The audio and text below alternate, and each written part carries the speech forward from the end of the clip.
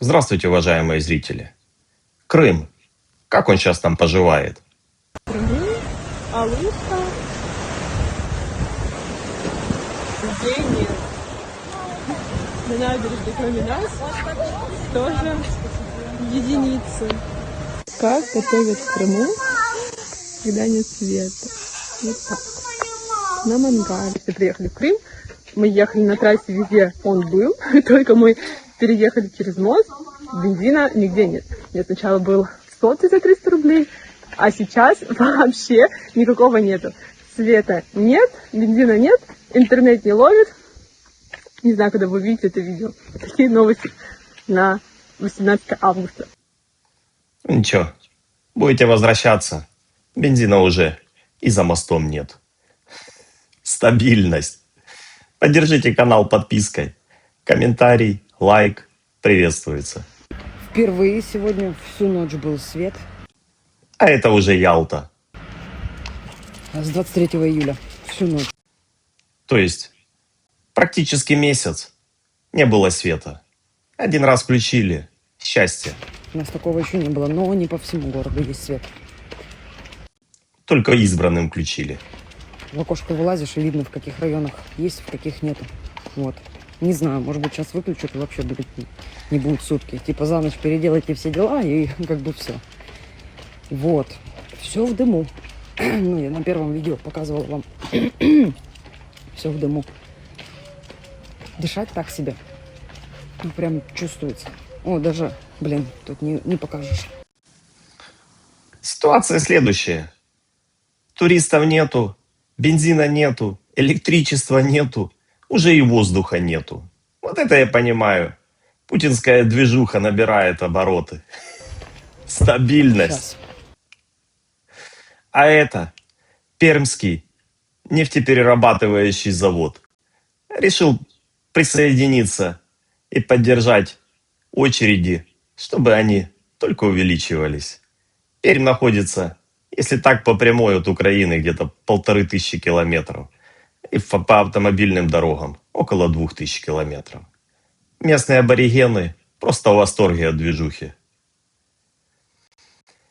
Запасы золота в резервах Центрального банка упали до минимума за 6 лет. То есть деньги, которые собирались десятилетиями для развития стабильности, были потрачены на захват каких-то лесопосадок, руин. В общем, то, что у себя больше, чем достаточно, они решили еще и к соседям полезть. Вот это я понимаю. Путинское экономическое чудо. Ненбензя. Напомню, истинный украинец, как он говорил.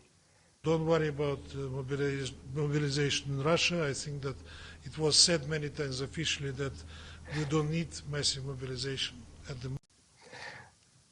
Заявляет в ООН, что мобилизации не будет, не переживайте, нам ничего не нужно, у нас достаточный мобилизационный ресурс. Но я хочу напомнить, что 31 января 2022 года в том же самом ООН, 1 февраля 2022 года и 17 февраля 2022 года этот же Ненбензя там же в ООН заявлял, что Россия никогда не нападет на Украину. В общем, поверить Ненбензи — себя обмануть. And it is not planned and expected as far as I know. Моему 12-летнему сыну сейчас звонили и предлагали оформить службу по контракту. Я не шучу. Справка, если что, Беларусь нефть. Вон она. Беларусь нефть. Одна машина на российских номерах с канистрой. И вторая вот тоже российские номера с канистрой. Я не знаю, что происходит. Совпадение ли это? Да, совпадение. Откладываешь белорусские заправки? 100 литров, 25 и 70. 95 литров. Обокрал белорусов. Молодец, сынок. Обокрал — молодец. Это я понимаю. Воспитание. Не стыдно? Нет. Нет? Довольные, счастливые.